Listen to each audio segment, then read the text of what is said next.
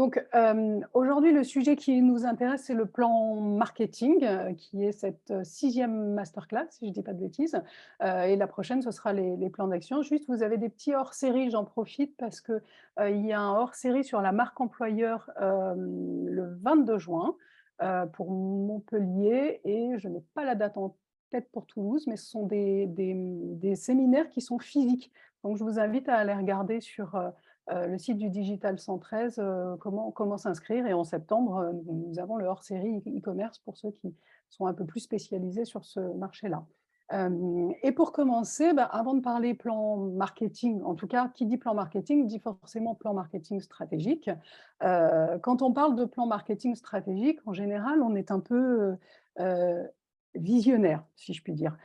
Ça veut dire qu'il faut d'abord avoir, pour pouvoir faire un plan marketing stratégique, établi une analyse, un diagnostic. C'est quelque part votre plan d'attaque du marché. Clairement, c'est la traduction concrète des objectifs de l'entreprise. C'est en général un document qui est composé de différents items.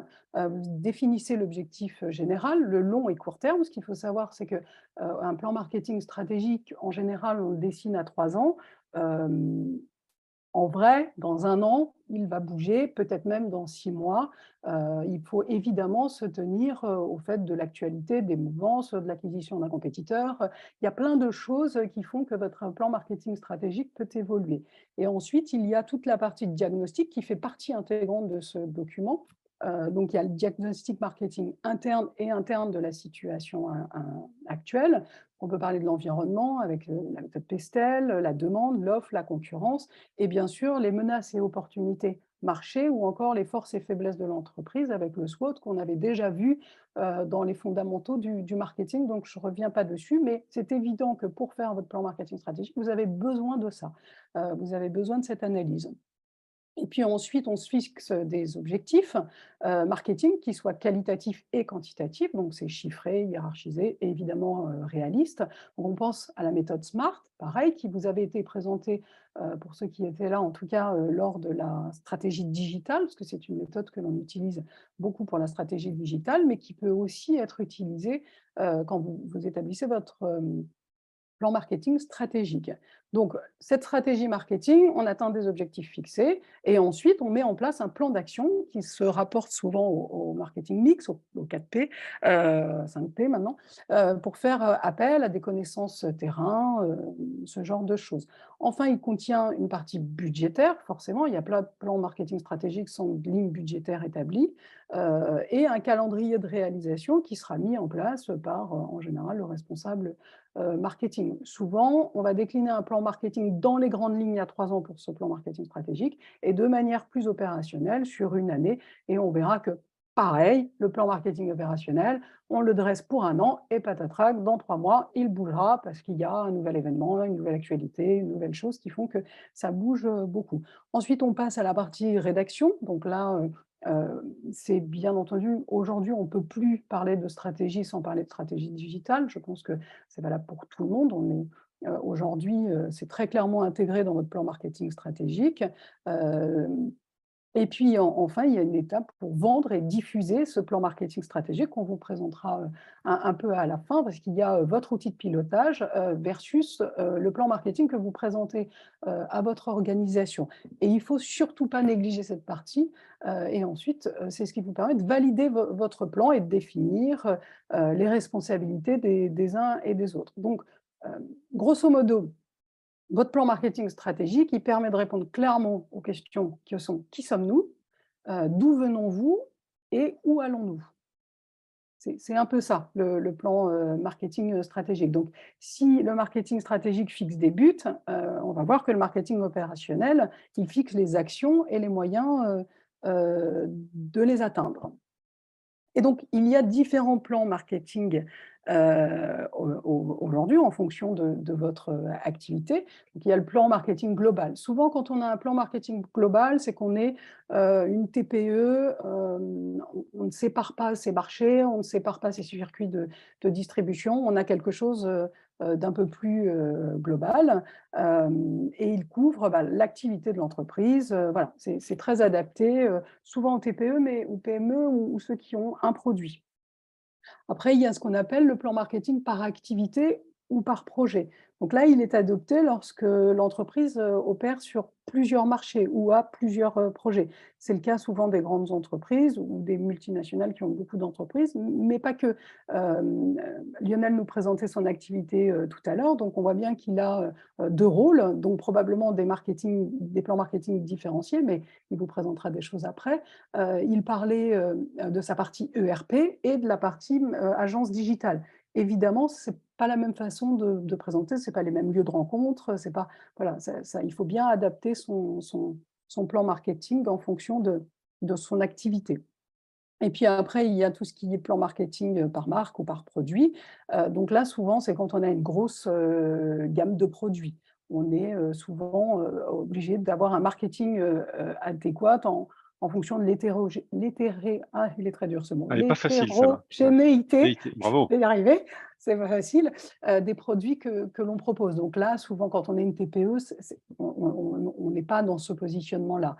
Ensuite, il y a par zone géographique, on peut avoir une stratégie, très divergente en fonction de la zone géographique. Vous pouvez être une petite entreprise et avoir différentes zones géographiques. Par exemple, quand on fait du marketing en région, c'est pas la même chose. On va pas utiliser les mêmes outils, les mêmes systèmes de rencontres et cetera, que si on est, focus région parisienne. C'est pas les mêmes entreprises. En région, on fait des choses un peu différentes. On est beaucoup plus sur, la proximité, qui est très important. Le networking est très, très important. Et puis ensuite, vous allez, évidemment, élaborer en fonction de la zone géographique parce que, en France ou au Canada, même si on parle la même langue, ben, on n'est pas du tout pareil. C'est pareil, après avec les Belges, on est plus proche, mais c'est vrai qu'en fonction de la zone géographique, il va falloir adapter son modèle. Et puis après, il y a tout ce qu'on appelle par circuit de distribution. Donc là, c'est si vous utilisez plusieurs canaux de distribution, si vous avez des intermédiaires, si vous faites de la vente indirecte, par exemple, les réseaux sociaux, si vous avez un showroom, on ne sait jamais, si vous présentez un data center, évidemment, vous avez des lieux dans lesquels vous allez devoir présenter des choses. Donc, ce sera différent pour vendre ces produits et il faudra bien sûr concevoir un plan marketing par canal.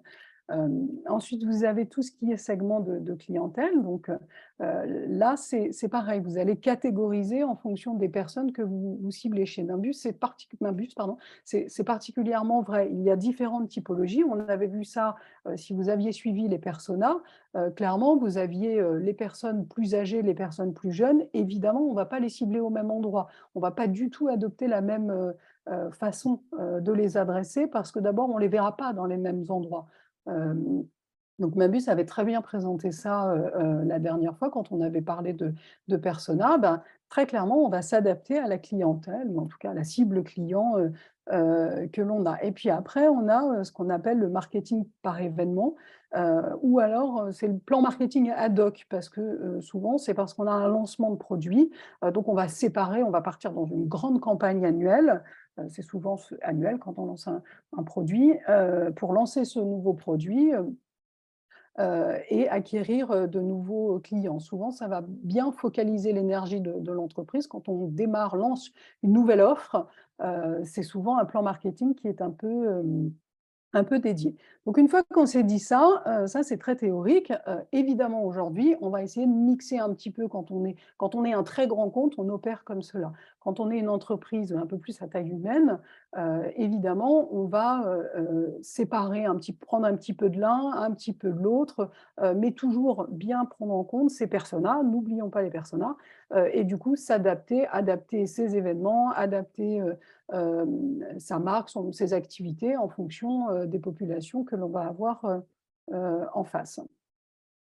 Et alors, il y a un truc qui est très, très important quand même, parce qu'une fois qu'on s'est dit ça, on parle du plan marketing, mais l'importance de l'alignement entre les sales et le marketing. Je vais laisser la main à Lionel, mais aujourd'hui, ce qu'il va bien falloir, comprendre, c'est qu'avant de parler plan marketing, il faut parler plan d'action commerciale. Si vous n'allez pas voir les ventes, Si vous ne discutez pas avec les ventes pour faire votre plan marketing, vous risquez de passer à côté, des enjeux globaux de l'entreprise et des enjeux de commerciaux. Il ne faut pas oublier, comme on le disait précédemment, que le marketing, on est un outil d'aide à la vente, comme les pre-sales, on est là pour aider les commerciaux à vendre et si on n'a pas d'idée de ce qu'ils se sont fixés comme objectif, votre plan marketing, il sera forcément pas pertinent. Je te laisse la main, Lionel. Merci, je l'apprends. Alors en effet, Alexandra, tu as raison, clairement, on peut pas dissocier les sales et le marketing. Alors, les choses ont évolué les 10 ou les 20 dernières années pour les plus anciens. Aujourd'hui, clairement, le marketing a de plus en plus avec les modèles d'inbound, et on l'a vu dans des présentations précédentes, les masterclass précédentes, la responsabilité de l'acquisition client. Mais au demeurant, dans la chaîne de valeur qui va jusqu'à l'acquisition du client et de la signature, les ventes interviennent dans la phase finale. Et donc, on peut absolument pas déconnecter le commerce du marketing, même si les KPIs marketing, on l'a vu aussi dans les précédentes masterclass, sont complètement différentes des KPIs commerciales ou commerciaux, pardon. Mais ceux-ci doivent être connectés. On ne peut pas déclencher, mettre en place une stratégie qui va jusqu'à l'acquisition de leads sur Internet, par exemple, sans être en phase avec la façon dont ces clients-là, ces prospects vont être transformés par une force de vente sédentaire ou terrain ou au téléphone, peu importe. Ça serait un non-sens en termes d'efficacité. Et puis, d'un point de vue économique, on serait dans une situation qui serait pas du tout bonne parce que le ROI global de l'action serait très mauvais. Donc, en fait, il est vraiment essentiel, évidemment, de définir et de mettre en place un plan d'action marketing. Nous, on est tous là, des gens marketeuses et des marketeurs, mais les gens du commerce doivent faire la même chose. Et dans le cadre d'une TPE, d'une PME, c'est souvent la même personne, d'ailleurs, qui va, avec certains de ses collaborateurs proches, monter ce plan d'action global qui intègre le marketing et les ventes. Donc, le plan d'action commerciale, on le connaît à peu près tous hein, et toutes. Évidemment, on va retrouver les grandes étapes, rappeler la stratégie de l'entreprise. On n'oublie jamais de contextualiser. Je ne vais pas revenir sur ce qu'a dit Alexandra et ce qu'on a dit dans les précédentes masterclass, mais il faut toujours contextualiser toute réflexion stratégique. Donc, la stratégie de l'entreprise doit être définie. Le domaine concurrentiel, évidemment, est évident, surtout pour la partie vente, qui est plus assez affûtée sur ces sujets-là, mais le marketing, lui aussi, doit prendre en compte cette donnée, on l'a déjà vu. Les objectifs des commerciaux doivent être fixés. Si le marketing mène une action, un plan d'action qui n'est pas conforme au mode de rémunération des commerciaux, c'est l'échec à annoncer. Donc là, la communication est juste essentielle. Les commerciaux, eux, ils sont drivés non pas par le plaisir ou par le branding ou par des choses comme ça, ils sont drivés par l'argent, hein, par la réussite, par la thune, hein, il faut le dire. Hein, voilà, piloter des commerciaux pendant des années, ce qui les fait marcher, c'est de gagner de l'argent, c'est d'être le meilleur. Donc leur plan de com, c'est la clé du succès. Donc le plan d'action marketing doit être en cohérence avec le plan d'action commercial. Et au sein du plan d'action commercial, le système de rémunération des commerciaux doit être cohérent avec l'ensemble. C'est super important. Le ciblage, on l'a évoqué avec les personas, les profils des équipes. Il faut aussi détailler les actions à mener et les budgets alloués aussi pour la partie commerce. Donc, bref, tout ça fait partie des points importants du plan d'action commercial. Et on pilote. Comme on pilote avec des KPIs le plan d'action marketing, on pilote aussi le plan d'action commercial et on pilote la stratégie globale de l'entreprise avec des KPIs individuels sur les deux parties, mais communs pour la partie pilotage de l'entreprise. Merci. Tu peux passer la slide suivante. C'est à moi encore? Non, c'est à toi. Ouais, non, c'est à toi. Ah, c'est à moi encore? Je continue, je garde le ballon alors. Alors, à un moment donné, il est bien de brainstormer, de parler, de réfléchir, c'est essentiel. Il faut savoir se poser, out of the box, avoir une vision, l'exprimer. À un moment donné, il faut passer à des choses concrètes, il faut passer à l'opérationnel. Donc, à partir du plan marketing que l'on aura défini en fonction de ce que a déjà décrit Alexandra dans les slides précédentes, en fonction d'une typologie de plan, on va ensuite définir un plan tactique qui va concrétiser en fait les actions qu'on va mener pour atteindre les objectifs de l'entreprise. Donc, on va passer du concept au concret. Et encore une fois, rappelez-vous ce qu'a dit Alexandra sur les différentes typologies de plans d'action marketing. Chaque plan tactique doit être cohérent avec le plan d'action. Si c'est un plan d'action ad hoc, il n'a rien à voir avec un plan d'action géographique ou par type de client. Donc, il faut avoir cette réflexion en amont et c'est vraiment très important parce que si vous faites un super boulot sur la mise en place du plan tactique mais qui ne correspond pas au plan stratégique défini, bah, c'est voilà, c'est un non-sens et ça ne fonctionne pas, vous perdrez votre temps. Donc l'objectif, c'est attirer, convertir. On a vu le funnel hein, de conversion dans les masterclass précédentes. Donc valoriser l'image de l'entreprise, attirer de nouvelles cibles, fidéliser les clients existants. On répétera toujours quelque chose de très important, que l'acquisition client, c'est très important, c'est essentiel, c'est la survie de l'entreprise. Mais fidéliser un client coûte 6 fois moins cher qu'en acquérir un. Donc, il ne faut jamais négliger non plus le marketing de fidélisation qui est tout aussi important que l'acquisition client qui doit permettre la croissance de l'entreprise et de gommer l'attrition du business. Mais fidéliser les clients existants est un axe stratégique super important. Et dans la tactique, ce n'est pas les mêmes actions que pour l'acquisition, mais on en a déjà parlé. Évidemment, optimiser la stratégie de communication. Alors, construire un plan de communication efficace, bah, c'est définir une méthodologie. On l'a un petit peu déjà évoqué.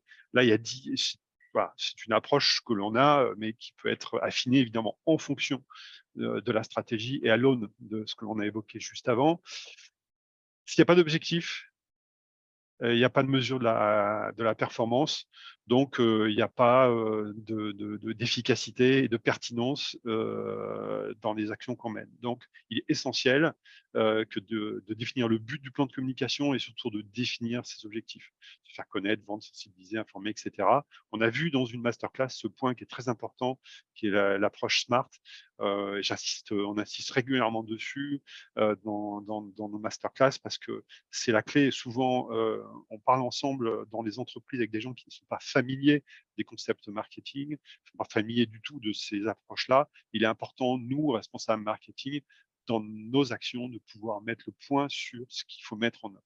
Et l'approche SMART est vraiment important. Le diagnostic, contextualisation, Alexandra en a parlé, je ne vais pas en parler, mais c'est juste essentiel. Le ciblage, trouver l'axe de communication, et ensuite, il faut rédiger une stratégie de communication. On ne peut pas se dire, bah, tiens, on va faire ci, on va faire ça. Il faut qu'on ait une méthode, mais on va y venir, hein, c'est les slides suivantes. Définir les moyens de communication pour mettre en œuvre cette stratégie, définir les messages. La partie budgétaire est essentielle. On peut se promettre monts et merveilles et avoir une vision voilà, maximale en se disant, bah, voilà, on va faire ça, ça va être super, mais si on n'a pas le budget pour le faire, ça sert à rien. Donc, je pense que la notion budgétaire, souvent oubliée ou parfois traitée tardivement, est essentielle à intégrer au démarrage de la définition d'un plan stratégique de communication. Si on veut faire de la pub télé ou de la radio ou un très gros événement, bon, il faut le chiffrer. Si on est une TPE, ben, on va peut-être pas aller sur ces médias-là, même s'ils pourraient être pertinents, mais on n'en a pas les moyens. Donc, vaut mieux aller sur des choses beaucoup plus adaptées à son ambition. Donc, on revient à la notion de stratégie, de positionnement de marché, de concurrence, de vision de la société. Donc, la notion d'ambition et caler l'ambition au budget que l'on va avoir. Et ensuite, une fois qu'on a parlé, discuté, on est tous très très bons dans le marketing à faire ça, échanger. Il faut passer à l'action. Donc, il faut y aller. Et il faut y aller de façon concrète. Et ensuite, il ne s'agit pas que d'y aller. Ensuite, derrière, il faut surtout faire le bilan et mesurer les résultats. N'oubliez pas aussi, quand vous montez un plan d'action marketing, vous allez vendre ça à des gens dont ce n'est pas le métier, qui sont des décideurs soit d'entreprise, soit financiers.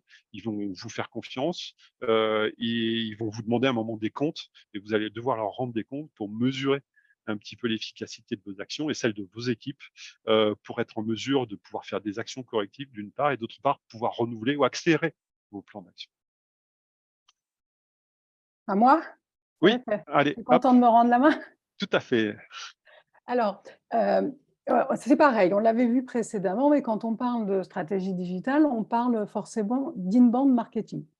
Donc, c'est un concept qui est très nouveau, qui est arrivé avec l'avènement du du digital, mais attention, ça ne peut pas être au détriment de méthodes plus traditionnelles que l'on appelle aujourd'hui du coup l'outbound marketing.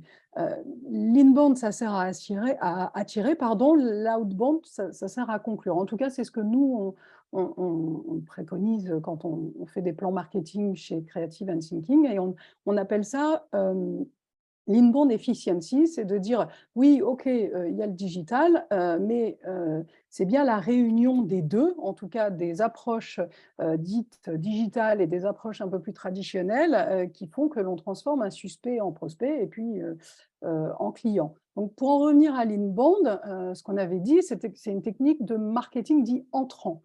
Donc ça veut dire que ça s'inscrit dans une démarche de marketing relationnel, et c'est un principe par lequel une entreprise cherche à attirer un prospect, des clients, en délivrant des informations utiles ou des services à travers une stratégie de marketing relationnel. C'est une communication qui est forcément à double sens et interactive, donc elle sert à monter en compétences, à évangéliser, ça c'est très important. Plus vous évangélisez sur vos sujets, plus vous allez être identifié sur cette expertise.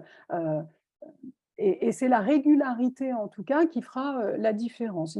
Ça sert aussi à évaluer, à comparer des offres, mais aussi à prendre une décision. Alors, l'inbound marketing, c'est un travail de longue haleine. C'est pour ça qu'on a fait un petit visuel, marathon versus, sprint, heu, pour les amateurs, de course à pied, mais c'est vraiment ça. Ça veut dire que l'inbound marketing, on est, dans la régularité, dans le long terme, ça s'apparente au SEO, voilà, on est dans le dans le long terme. Alors que l'outbound marketing, c'est, une technique plus traditionnelle, dit sortante, qui vise à imposer l'entreprise et ses produits à travers de la publicité, des informations sortantes, des techniques promotionnelles.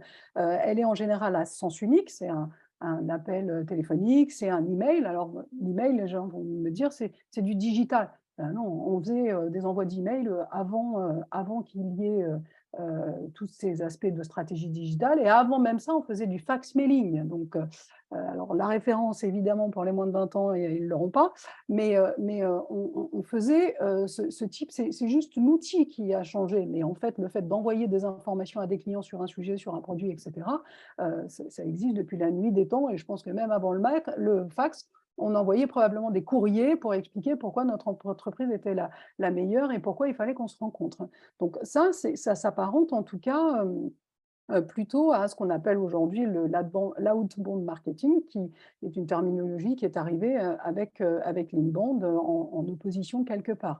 Donc, là, toujours, repère, course à pied, on est sur du sprint puisque les résultats sont immédiats. Je lance une campagne email, je suis rapidement capable de dire, le nombre de personnes qui ont reçu l'email, surtout aujourd'hui avec les outils que l'on a, le nombre de personnes qui l'ont ouvert, qui ont cliqué et qui sont allées jusqu'à remplir un formulaire parce que j'ai proposé le téléchargement de je ne sais pas quoi, l'inscription à un séminaire, et cetera, et cetera.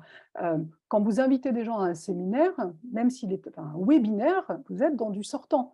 C'est-à-dire qu'on n'est pas sur, la stratégie digitale, même si l'outil est digital, ça remplace le séminaire d'autrefois. Mais on est bien sur du, immédiatement, mesurable en tout cas, j'ai envoyé, 2 000 emails, j'en ai 100 qui ont cliqué, 50 qui sont allés voir la page et 10 qui se sont inscrits. Je peux, tout de suite savoir, le résultat de ma campagne. Quand j'en vais à une convention, une grande manifestation et cetera, j'ai un stand et cetera. C'est pareil, c'est mesurable immédiatement. On est plutôt sur de l'outbound.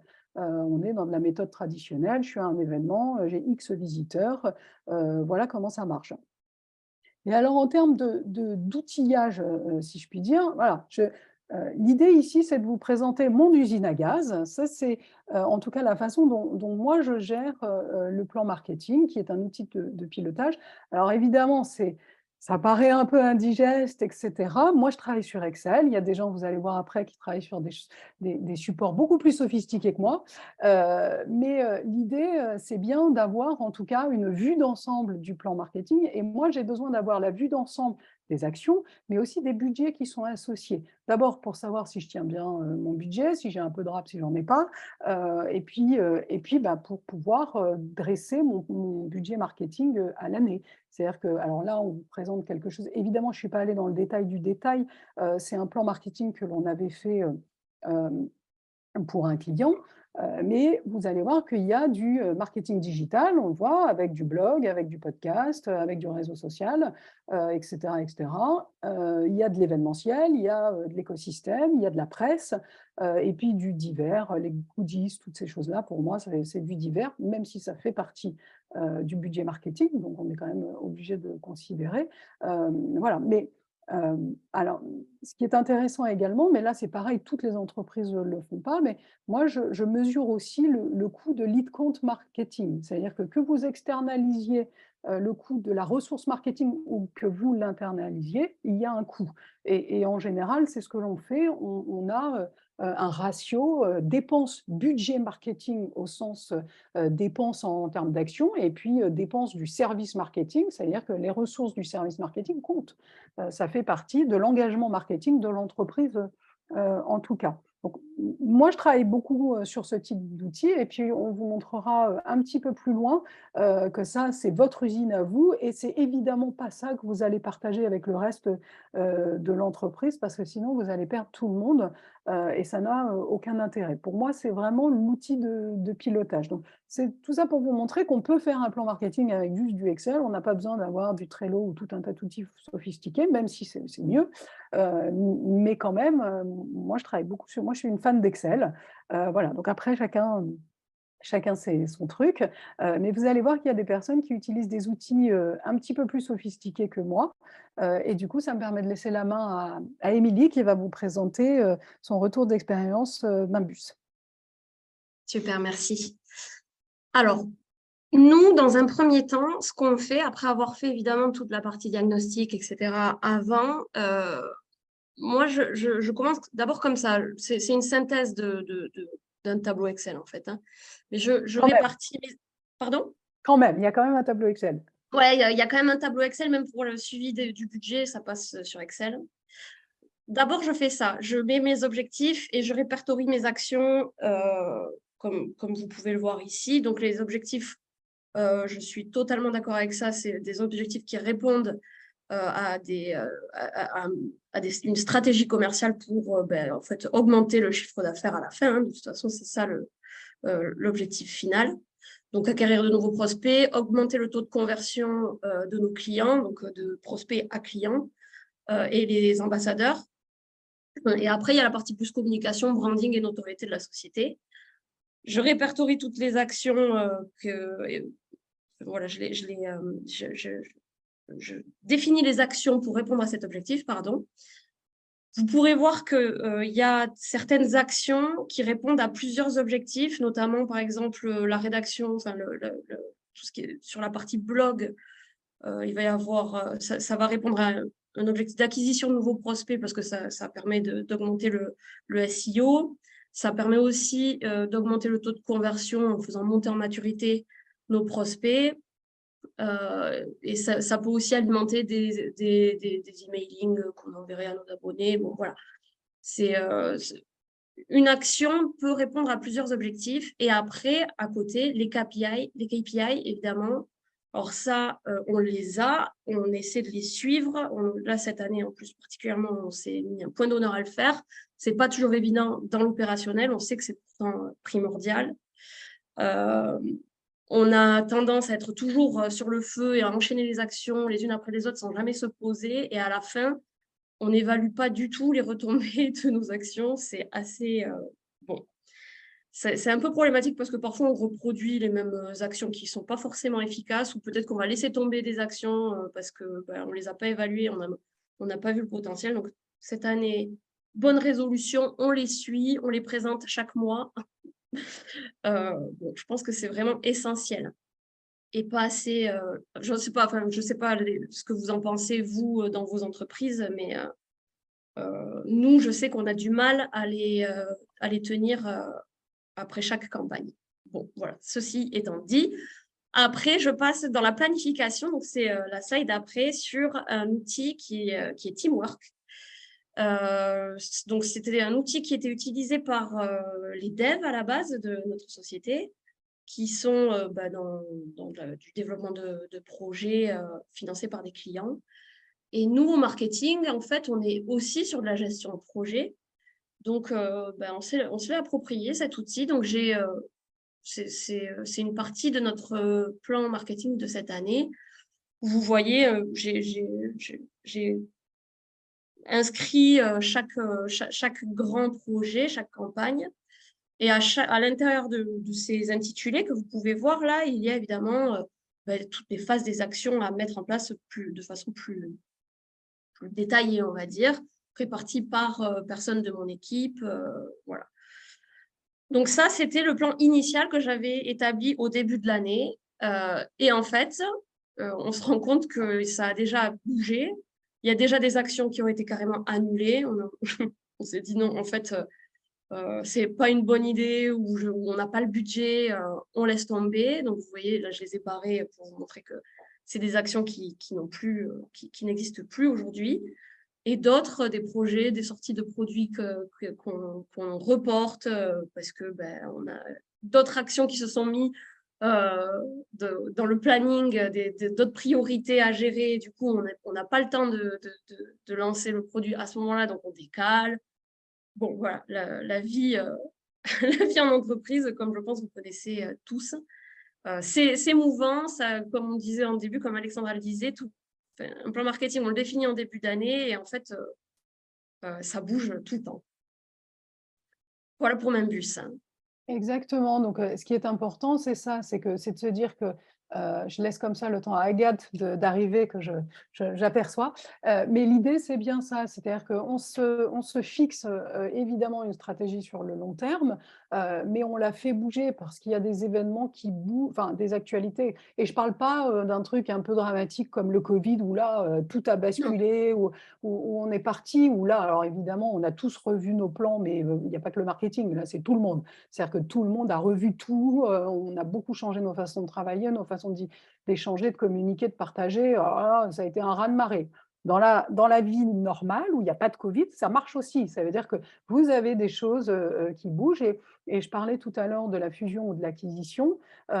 Parfois, vous avez des éditeurs qui sont absorbés par un autre éditeur. Et là, c'est du pain béni. Il faut vite aller conquérir ces clients-là parce que c'est souvent à ce moment-là que les clients en face sont hyper frileux, ils ont peur du changement, se disent mais comment ça va se passer, etc., etc. Et il y a des fenêtres de tir. Donc ça, vous ne pouviez pas l'anticiper. Vous attendez, ça sort dans la presse, on vous annonce que il y a le rachat de votre concurrent préféré par une autre entreprise. Il faut partir au combat. Là, ça fait partie des actualités qui font qu'on change son fusil d'épaule. Et je reparle juste sur l'alignement sales and marketing. Vous avez, pour ceux que ça intéresse, il y a le CMIT, qui est le club des marketeurs de l'IT, qui sort un baromètre chaque année sur l'alignement sales and marketing. C'est assez intéressant. Je vous invite à le télécharger, le parcourir. C'est assez intéressant et ils mesurent chaque année cet alignement en tout cas et on voit que ça progresse beaucoup. Alors dans l'IT, on est plutôt en avance par rapport aux autres secteurs d'activité, mais c'est assez intéressant de voir que ça progresse de plus en plus et qu'on est en train enfin de désiloter pour de vrai le marketing et les ventes parce qu'on a compris qu'il fallait travailler ensemble. Et d'ailleurs, pourquoi on fait un webinaire marque employeur? C'est pareil, avec les RH, c'est pareil. On est en train de désiloter un petit peu parce qu'on a tous des choses à s'apporter et le concept, c'est plus fort ensemble. Voilà. Donc, du coup, c'est parfait parce que je vois que Agathe est arrivée. Donc, Agathe, comme tu n'étais pas là au début, si tu peux juste te présenter et présenter Infor-Sud avant de rentrer dans ton retour d'expérience, ce serait parfait. Oui, alors déjà, est-ce que vous m'entendez bien? Oui, mais on voit que le haut de ton visage. En fait, voilà. C'est bon là? Ouais. Bon, donc bonjour à tous et veuillez m'excuser pour le retard. Donc je suis Agathe Rouvière. Alors au sein de Digital 113, je fais donc partie des copilotes de la Factory Com et Marketing depuis plusieurs années. Et chez Infor-Sud Technologies, jusqu'à l'année dernière, j'étais en charge de la communication interne et externe et depuis un peu plus d'1 an maintenant, je suis toujours en charge de la communication interne, mais j'ai basculé dans le service RH et je suis donc en parallèle chargée de projet RH et plus particulièrement du recrutement. Voilà. Parfait. Tous les voilà, métiers du marketing mènent à tous les autres métiers. C'est C'est ça qu'il ça. faut retenir. Donc, Inforsu Technologies, nous, on propose une offre globale de services informatiques et dans le cadre de notre plan marketing, ce que je vous montre là, c'est une vue détaillée en fait par trimestre de notre plan marketing annuel. En fait, on a une vue d'ensemble comme ce qu'a pu présenter Alexandra, et ensuite nous on décline par semaine, trimestre après trimestre, parce que comme le disait également Émilie, ça peut être amené à bouger régulièrement, donc on veut avoir cette vision-là, peut-être pas au jour le jour, mais semaine après semaine. Et donc ici, nous, la manière dont on travaille, c'est qu'on a tout un pavé, comme vous pouvez le voir sur nos offres. Donc, on décline sur les différentes offres et, par exemple, sur la partie sauvegarde des données, on a bloqué là au mois d'août une semaine sur un guide pratique. On peut travailler sur des infographies, sur d'autres expertises, par exemple. Ensuite, sur la partie événements, alors on a toute la partie salon professionnel pour lesquels les dates sont fixées d'une année sur l'autre. Donc, on adapte notre plan par rapport à ça. Et on a également, par exemple, des événements que nous, on organise sur des thématiques comme la cybersécurité ou les missions du comptable. Et que là, on positionne sur un planning global, peut-être sur un trimestre, et ensuite, quand on retravaille de manière plus poussée, plus détaillée, petit à petit, on positionne ça et on a une vision plus précise. On a aussi la partie recrutement, puisqu'on travaille le marketing, la communication, le recrutement, il faut travailler tous ensemble. Donc, on a également dans notre plan marketing toute une partie recrutement.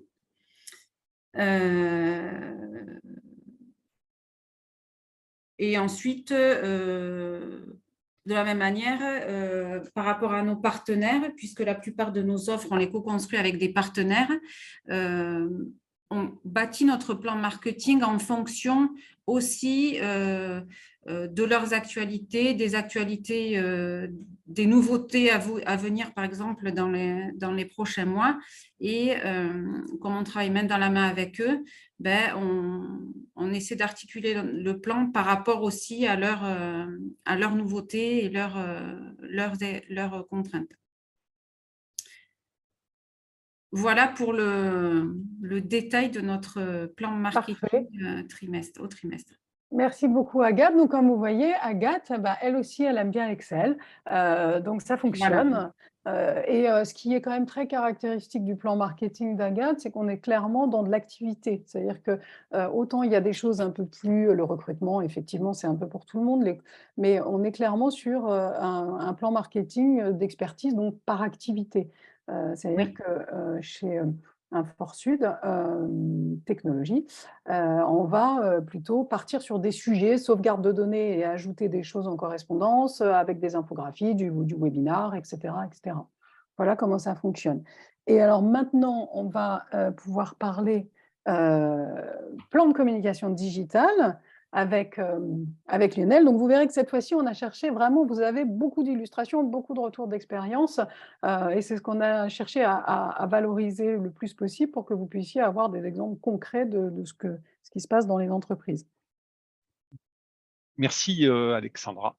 Alors, juste pour contextualiser, donc chez My Digital Spirit, on est une agence digitale qui accompagne les acteurs de la distribution informatique et les boîtes de la tech dans la transformation digitale de leur business model principalement. Et on a aussi évidemment le métier d'éditeur, mais là c'est de solution d'un ERP, une solution e-commerce. Donc là, je m'inscris plutôt dans le contexte d'un client qui va nous solliciter pour remettre tout à plat dans sa stratégie de digitalisation du business model. Donc, en fait, généralement, ça part par la refonte ou la remise à niveau d'un site web, un site vitrine classique.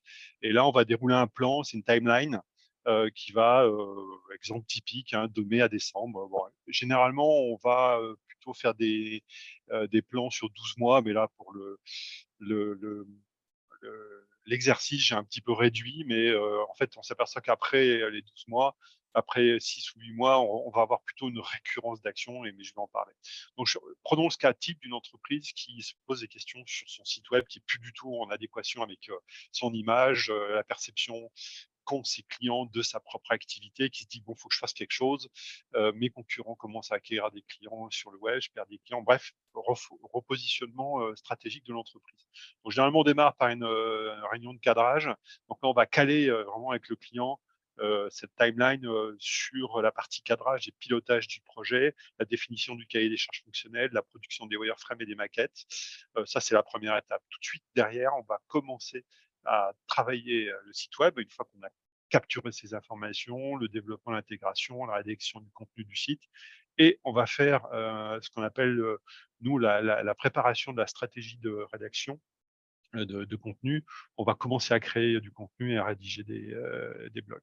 On voit que sur mai, juin, juillet, jusqu'au mois d'août, on va travailler à cette première brique essentielle de toute stratégie digitale qui est celle du site web. Donc, démarrage et réunion de cadrage, cahier des charges fonctionnelles, maquettage, jusqu'au mois d'août, où là, on va recéter, faire le premier teasing, et lancer le site web à partir du mois de septembre.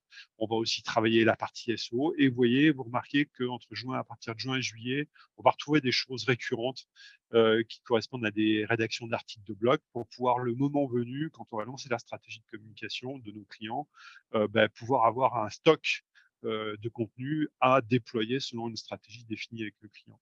Donc, au mois d'août, avant le lancement, on va commencer à travailler le plan de référencement SEA, le plan de référencement social ads, achat de mots-clés. S'il y a du social selling, on va aussi travailler ces sujets avec le client. On va créer des pages de réseaux sociaux tout à la fin, juste avant la création du site, parce que le site, généralement, il y a un nouveau branding, un nouveau plan de marque. Donc, les pages des réseaux sociaux, il faut les mettre à jour au moment où on sort le site, parce que si on le fait avant, ça ne le fait pas en termes de communication. Donc, il faut bien se caler avec le client.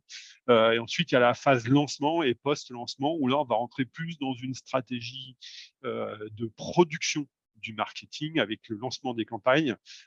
C'est quelques exemples, avec toujours en fil conducteur cette stratégie de création de contenu. Bon, on avait fait une masterclass sur le sujet, donc on ne va pas revenir dessus, mais voilà, la création de contenu on a vraiment détaillé les sujets, ce sujet-là ensemble, mais c'est un travail de fond qui est complètement récurrent. Je reviens juste un point important sur la partie SEO. Donc, on va faire le plan SEO du site au mois de juillet et au mois de novembre, on fera un audit SEO qui permettra en fait de pouvoir contrôler que la stratégie SEO qui a été faite dans le plan initial correspond, pas correspond, soit efficace et qu'on puisse faire des actions correctives, parce que le SEO, c'est le référencement naturel, donc nécessite d'être contrôlé à terme. Et puis ensuite, au fil des mois, on va pouvoir produire un certain nombre d'actions qu'on va cadencer. Alors, je ne vais pas rentrer dans le détail plus que ça. Moi, clairement, c'est le genre de timeline que je propose et que je présente aux décideurs au moment de la signature d'un accompagnement. C'est clairement un document, après avoir fait la prise de données, la réunion avec les équipes, au moment où je fais ma proposition commerciale à mes clients, où je leur dis, voilà, on va faire ci, on va faire ça. J'ai un détail précis sur chacune de ces actions avec un cahier des charges. Et là, on va avoir un peu de l'Excel. Moi aussi, j'ai de l'Excel sur ce sujet, mais qui est un putain d'outil de travail. Mais quand je suis dans mon document commercial et quand je suis dans la prise de décision avec des décideurs qui ne sont pas forcément les mêmes interlocuteurs que j'ai eus pour la préparation du plan, c'est ça que je présente. Parce que le décideur, lui, qui a plein d'autres choses à faire, il va se dire, OK, je vais payer tant, mais qu'est-ce que je vais avoir et quand et comment et qu'est-ce que je vais faire? Et donc, une slide maximum pas plus.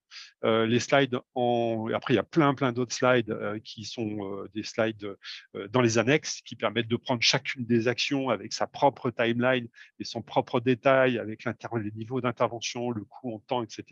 On rejoint un petit peu ce qu'Alexandre a présenté ou Émilie ou Agathe, avec des détails assez précis, mais qui ne sont pas des outils de travail plutôt. Mais ça, c'est le document type que je présente à mes clients. Donc, c'est le document type qui est potentiellement présentable aussi à un décideur dans l'entreprise. Quand vous allez vous voir votre patron, le boss de votre boss ou qui doit signer un budget et qui veut faire avoir une vision globale de la stratégie, c'est comme ça que vous devez potentiellement aborder les décideurs au sein de l'entreprise. Quelque chose de clair, précis et surtout timé dans le temps, avec des points de passage.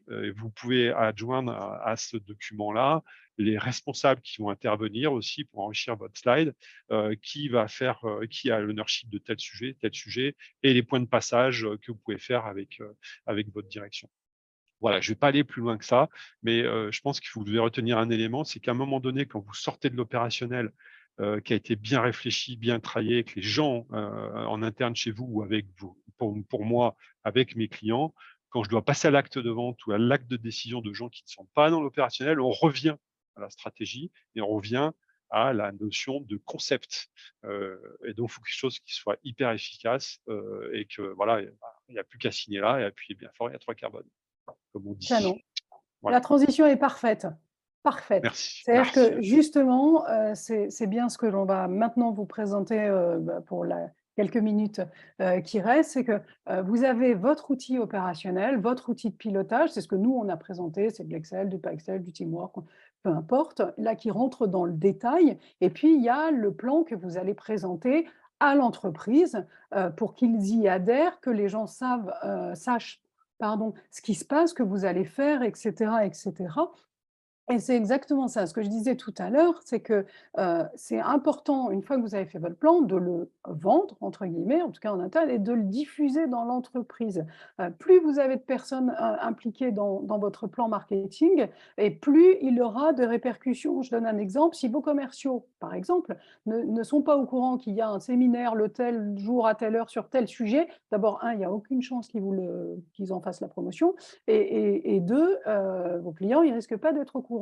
Mais plus globalement dans l'entreprise, c'est-à-dire que la dame à l'accueil, elle peut aussi savoir qu'il y a un séminaire parce que on n'est pas à l'abri qu'elle discute avec un client et qu'elle puisse en parler. C'est-à-dire que toutes les personnes à la R&D, c'est pareil. La R&D, pour moi, toutes les entreprises, enfin, tous les parties prenantes de l'entreprise doivent être au courant. Donc, n'hésitez pas à les intégrer dans les campagnes de diffusion, enfin, dans les diffusions de vos emails, etc., etc., parce que ça crée l'activité de l'entreprise. Et ensuite, ce que je vais vous montrer maintenant rapidement, c'est le plan Excel que je vous ai présenté tout à l'heure en détail, qui était l'outil de pilotage. Voilà comment on le décline quand on va présenter à des équipes commerciales en leur disant Q1, Q2, Q3, voilà ce qu'on a prévu au service de la notoriété. Donc, on est clairement dans la production de contenu. On va faire un e-book. Après, je ne vous ai pas mis toutes les légendes pour ne pas alourdir, c'est déjà un peu lourd, mais c'était bien ça. On a parlé tout à l'heure d'infographie, d'e-book, d'articles, etc. C'est bien ça que l'on va diffuser de manière régulière sur les réseaux sociaux, sur le site web, le blog, etc. Vous avez la newsletter client, c'est pareil, c'est intéressant de savoir que vous avez des newsletters régulières qui partent chez les clients. Pareil, mettez les collaborateurs de l'entreprise en copie, qu'ils sachent ce qui se passe dans l'entreprise. Vous avez du podcast, voilà. Et puis, il y a des actions régulières qui vont être faites sur le site web, sur LinkedIn, sur Glassdoor, au profit des RH, en tout cas au service de la notoriété de l'entreprise. Vous pouvez aussi avoir envie de faire des choses sur Wikipédia, c'est ici que vous le présentez. Vous avez toute la partie relations presse. Bon, là, c'est quand on a une certaine maturité, parce qu'on ne fait pas de relations presse quand on ne commence pas à avoir posé un peu de stratégie, un peu quand votre plan marketing n'est pas un peu bien en place. C'est-à-dire que ce serait une erreur de commencer par la presse, sauf si vous allez révolutionner le prochain iPhone et que vous allez tuer Apple, peut-être qu'on peut discuter et faire des choses. Mais l'idée, c'est qu'on ne le fait pas. Et évidemment, vous avez toute la partie AdWords, ce genre de choses qui viennent au service de la notoriété. Et ensuite, vous avez la partie lead gen. Donc, ce plan marketing qu'on vous a montré tout à l'heure en Excel, vous le déclinez pour présenter qu'on va faire de l'événement, on va aller sur alors là, c'est très orienté DAF, parce que l'éditeur avait une orientation métier, mais pas que. On va faire des webinars, on va faire du témoignage client, on va faire des partenariats, on va travailler, comme le disait tout à l'heure Agathe, avec des partenaires, ce qui permet de faire du co-marketing et de partager les frais, c'est pas négligeable. C'est partager les frais, partager la base de données, partager la bande passante, c'est intéressant de faire des choses à deux.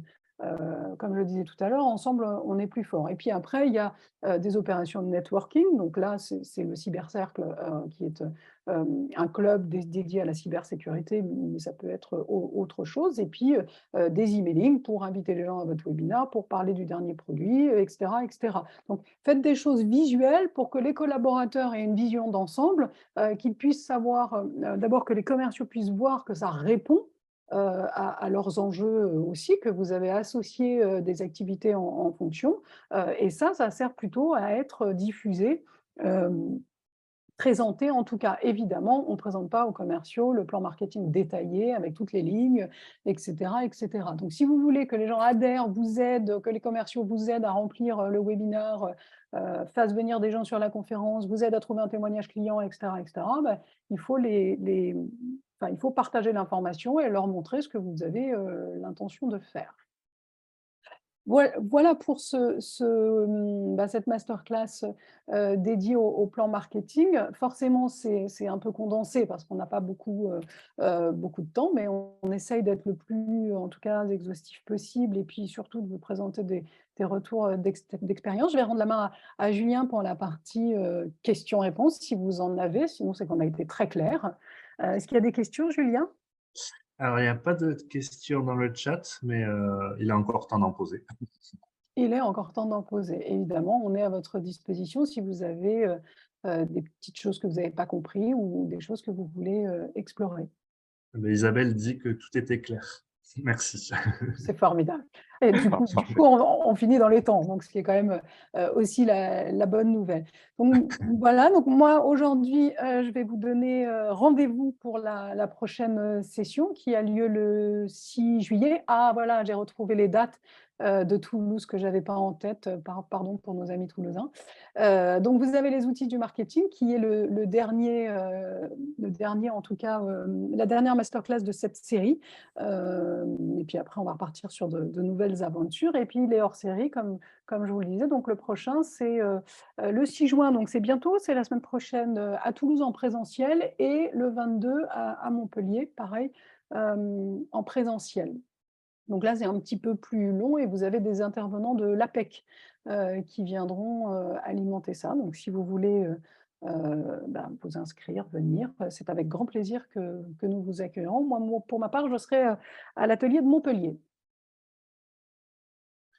Et Agathe est à Toulouse. Et moi, à celui de Toulouse, oui. Voilà, et Agathe sera à Toulouse.